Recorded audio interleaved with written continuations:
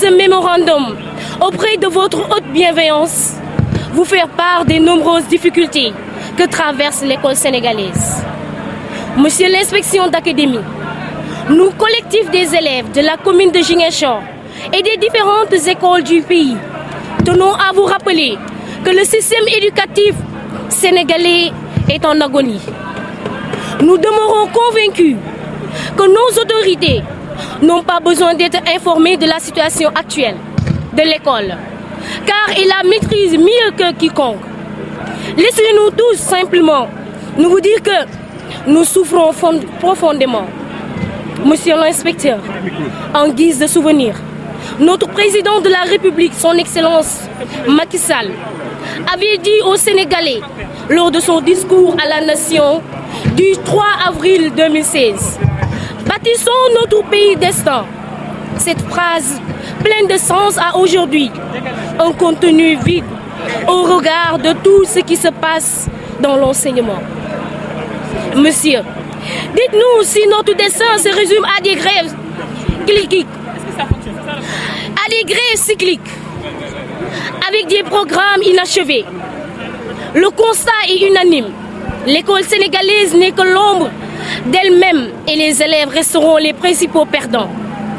Ainsi, ils auront renforcé cette armée de chômeurs dont l'État cherche désespérément la solution d'employabilité. Au vu et su de tous, notre seul tort, c'est d'être des élèves dans un pays qui s'appelle le Sénégal. Monsieur l'inspecteur, veuillez transmettre ceci au président de la République. Nous voulons vivre des années scolaires paisibles et où l'un des droits fondamentaux des enfants serait respecté. Nous voulons dire le droit d'aller à l'école et non de rester à la maison.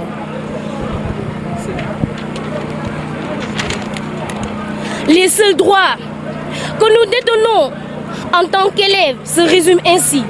Le droit de rester à la maison et le droit à l'oisiveté. Monsieur l'inspecteur de l'Académie de Ziguinchor, nous voulons étudier et rien d'autre, car nous ne serons à aucun instant les agneaux du sacrifice. Le président Houphouët-Boigny disait aux Ivoiriens, si les feuilles des cahiers vous dérangent, les feuilles des cacao vous accueilleront. Voilà que, pour nous, tout ce que nous dérange, c'est les grèves répétitives. Monsieur l'inspecteur, les sociologues ont démontré que l'école est devenue l'instance suprême de l'éducation. Donc dites-moi, quelle école avez-vous? Et je vous dirai quel type de citoyen vous aurez à faire demain. Cette jeunesse en perte des repères constitue les fruits d'une école découragée.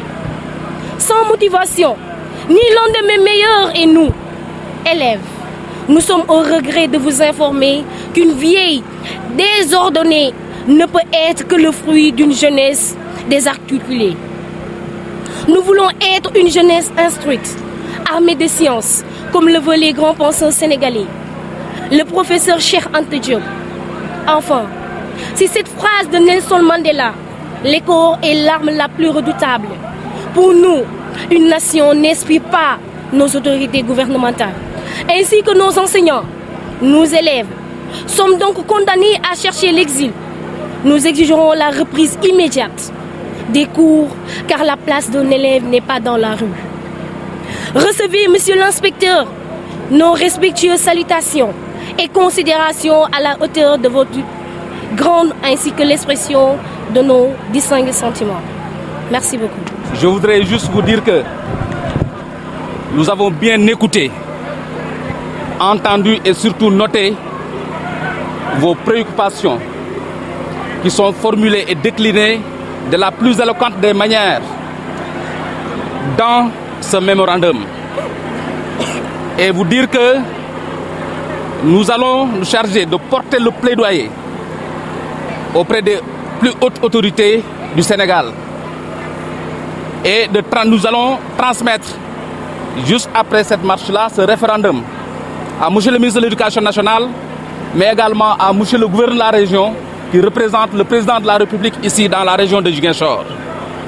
Et je suis vraiment rassuré d'entendre des responsables leaders élèves dire que la place de l'élève n'est pas dans la rue, mais plutôt dans la classe.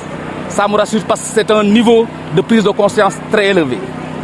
Mais je voulais vous rassurer et vous dire que dans ce combat, chers élèves, nous ne sommes pas face à face, nous sommes côte à côte.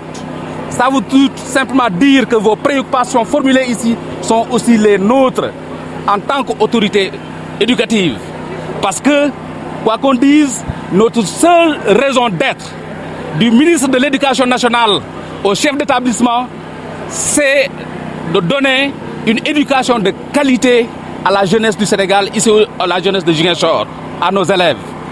Donc c'est pour dire que nous sommes ensemble, n'est-ce pas, dans ces préoccupations. Mieux encore, la question de l'éducation, dans les principes, est un droit fondamental.